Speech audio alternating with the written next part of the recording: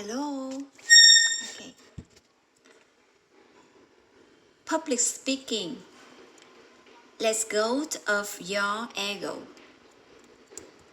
I think in the beginning, I failed to get along with my boss and my colleagues. My boss was a foreigner and quite hot-tempered. So he often yelled at people when he wasn't satisfied. Back then, I was a new staff member and inexperienced, so I made mistakes. One day, my colleagues told me about the boss personality and gave me helpful advice. I began to understand my problem and tried to get used to my boss personality. My boss was hot-tempered, but he was also quite comfortable and pretty funny.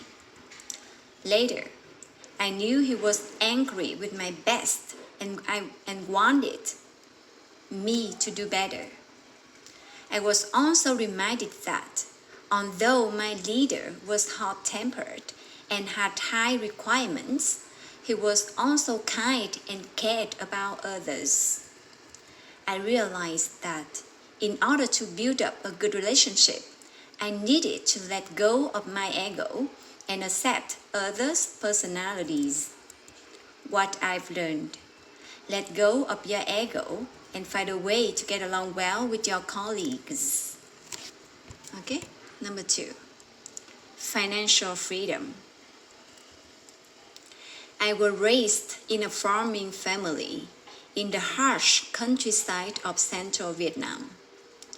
Deep inside our naive childish mind, studying hard, graduating from a top college, and getting a good job is the only way we can get out of poverty.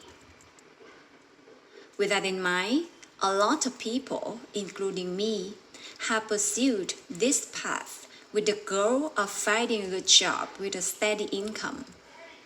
But for me, even when I achieved my dream of having a good job with a high salary, I still did not feel true happiness in my life. Day by day, I repeatedly came to the office with a lot of emails and report deadlines. Sometimes, in that circle of pressure from work, I wanted to have a break to look back at myself, to take care of my family and myself and my family. But it was such a tough decision to make because of the fear of losing a monthly income. The feeling of success for me became even more unclear until one day when I realized that only when we have financial freedom in our hands can we approach a deeper happiness. Then we are free to do what we love. Financial freedom must begin with well-practiced financial management. We should learn and practice this skill as soon as possible. In my experience, it should be applied from the moment we start earning income. Personal financial management does not mean cutting spending and tightening our belts, but the wise and reasonable allocation of our income. When we have mastered the skill of personal financial management, we can start a new life of multi-manner in us. It is a life of a wise spender, a strategic investor, a person enjoying life comfortably, safety in crisis, freedom in old age, the opportunity of quality education for family, and being adored for our generosity, even if we are not very rich.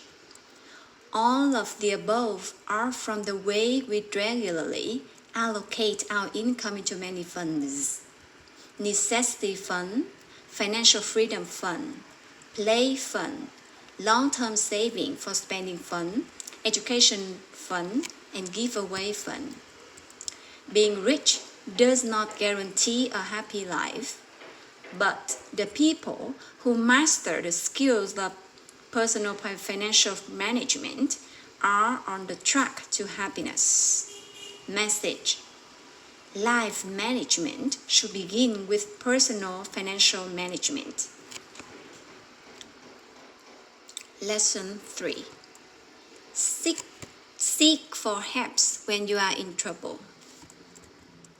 I began to work as a manager when I was 24 years old, and I have worked at many different companies.